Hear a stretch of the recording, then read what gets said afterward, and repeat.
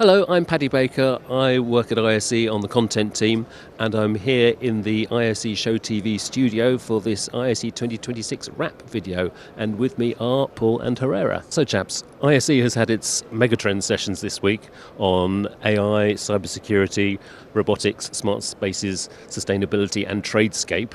So, what are the trends that you've been seeing on the show floor? I think the main one for me is probably ease of use. I think everyone's really promoting that. Everything has to be either easy to buy, easy to install, or easy to use. I think the message has finally got across that we need to think of integrators first when designing new products, not just design a product and release it into the market without any kind of feedback beforehand, just releasing a product for product's sake. That's really a heartening development for me, I think. What about you, H? Following on from some of the things that Paddy identified, AI, obviously everyone's talking about it, but I think the conversation is evolving and becoming a bit richer and a bit deeper. I had the opportunity to talk with John McClune from Wolfram. He was on the ISE speaking circuit as well. The positivity is there, but we're having that portion of caution get injected into the discourse. AI does hallucinate, AI is not infallible, and AI doesn't need to be used for everything. We just need to use it smartly. So on the show floor, I was very happy to see that AI wasn't just splashed on every single stand and there wasn't a bit of AI washing going on. Everyone's very open to talking about it honestly and openly. Yeah, I had a really nice experience this morning with the people you don't see are the people behind our cameras who spend all day filming our lovely video content, and they went to the Blackmagic stand, and I was able to sort of facilitate a meeting because they're the ones using it day in, day out. So it was really interesting for me to stand there and kind of watch the questions that they were asking, because it was very much from the sort of the end user's perspective. I always get a journalist perspective, so I'm saying, what's new, what does this do, who's it for? So it was really, really super interesting to see the other side of that, right? They were saying, what problems can you solve for me? I've got this is too slow, or I need this to be quicker, or I need this to be more efficient. It was really super helpful for me to see the other side of that. Yeah, completely agree. I think the industry has started to really focus on the things that matter. Applications, experiences, the people that are deploying the tech, and the people that are using the tech. I think another heartening aspect for me is today is Fast Forward Friday. It's the big careers day, and it's lasting all day. And I've done kind of video pieces all this week about asking how we can get young people into the AV industry, because there is a need for them. Everyone knows that, and we need action. It's great to see Avixa really taking action, building a whole day around them, and it's noticeable today the amount of young people that are on the show floor, and that's what we need. We need young blood in this industry for it to survive. So it's great to see Avixa kind of taking the ball by the horns and building a whole day around them. Yeah, and CEDA involved as well, so yeah, it's a good industry-wide initiative. We need action, don't we? And we need people to go, this is a problem, how can we fix it? It's great to see the biggest show in the whole industry doing that and contribute a whole day, which is great, not just like an hour show in a 5-day show or 4-day show. Yeah, because when you talk to people our sort of age, Paul, in the industry, you ask them how they got into it, and more often than not they say, I sort of fell into it by accident, and that's no way to sustain an industry, really.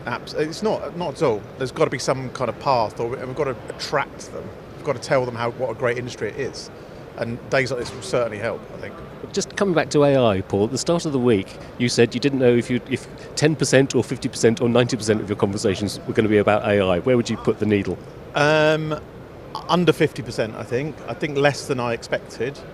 I think there's still an element of people figuring out the best use case. Like H said, it doesn't need to be used at all, I think, or all the time. I think the temptation is to use it for everything, right? People who are advocates of it are using it for so much, and I think there's a drip down. I think that will take a long time to get to your normal person in AV. I think there are certain applications, like kind of Crestron programming or something like that would be super helpful and save you loads of time. There are other things where I'm seeing it tacked onto products that were just called automation 15 years ago or 20 years ago. It's just boxes being clever, right? That's what programming or the R&D development people are doing. So I've got a slight degree of caution and cynicism, but that's just a kind of normal journalistic approach to things, I think. Yes, our keynote speaker, Sol Rashidi, put it very memorably. She said, if your objective is to cut a piece of paper, do you use scissors or a chainsaw? Yeah, and it's something we have to be aware of, obviously, and the use is only going to grow. But it's for me, it's a kind of monitoring kind of situation right now, rather than a kind of it's dominant. And what are some of the standout products you've seen on the show floor? H, let's start with you. I've been really impressed by flat panel displays. Sony, they had a stereoscopic 3D display with tracking, with cameras that allowed you to use gestures to control and manipulate the user interface and the product on top. I thought that was a good first version of that application. Samsung had what they were calling 3D signage, which is basically inserting depth. Yeah, I was going to say that was really interesting. Depth into a flat panel display. Amazing applications in retail once again, but it could be expanded out. And just in general, kind of following on from what Paul said, right? The Collab Compute and the Shure UC Bar, Collab Compute from Crestron.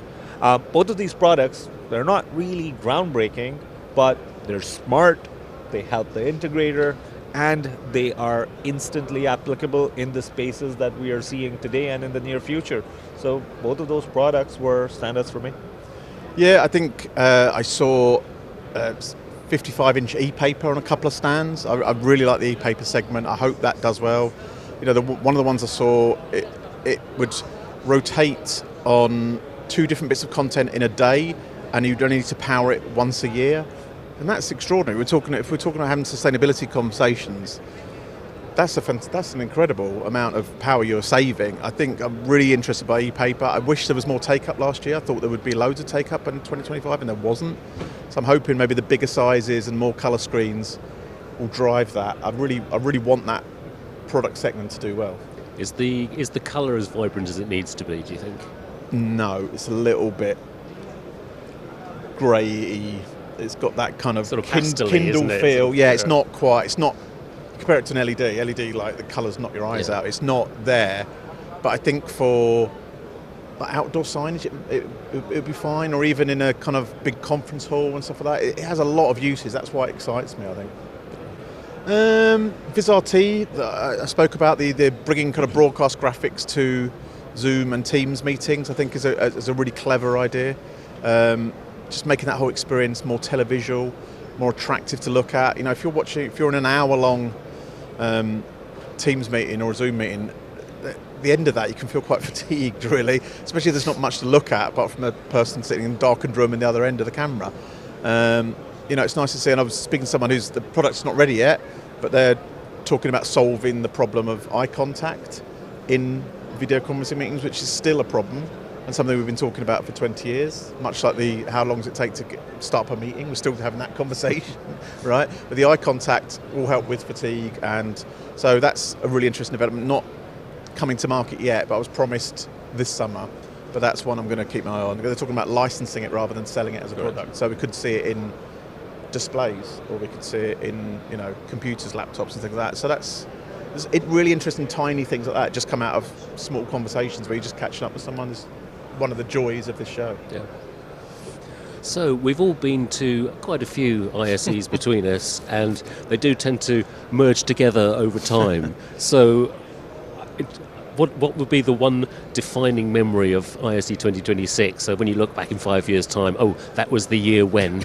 I mean, for me, I would say it was Spark. You know, our first outing of Spark, ISE reaching out into the creative industries. I think that's got a lot of potential. Yeah, I think one of the very first things you said in this video was about the content program. It's great to see that we're talking about robotics, we're talking about AI, all these things that you might class as outside of AV, but we're bringing them into our industry, because and I love that we're open-minded in that respect as an industry, that we are talking about these things, bringing these things in, because we're not a closed shop, right? And there's a lot of creative minds in this industry. It's great to see them kind of looking at those different types of things. That's why, I really like the people, and that's so many people here. It's the networking here is just unparalleled. It's ridiculous. It's like everyone is here. and they want to talk to you, and you can talk to them, you can approach them, and it's just that people side of it. You know, it's a technology show, but the people side of it, I think, is absolutely vital. Yeah, absolutely. What about you, Herrera? Yeah, just the conversations, kind of following on from what Yeah. Paul said. The people that are here are some of the smartest in our industry. They're the best of the best. And just that open exchange of ideas, open exchange of perspectives, kind of viewpoints on how the industry is going to change and evolve, because we do find ourselves at a very interesting inflection point. Yeah, just the conversations, the networking, and the connections that ISE fosters, those are the things that always stick with me after the show. Great. Okay, thanks very much, gents. And thank you for having me on this edition of the ISE Show TV Wrap for ISE 2026. Just to say, these guys and their team, they do a wonderful job. They've shot, I believe it's about 150 videos that are all available on iseshow.tv, so take your pick from there, fill your boots, as we say, and that's ISE 2026. This is ISE Show TV, and it's a wrap.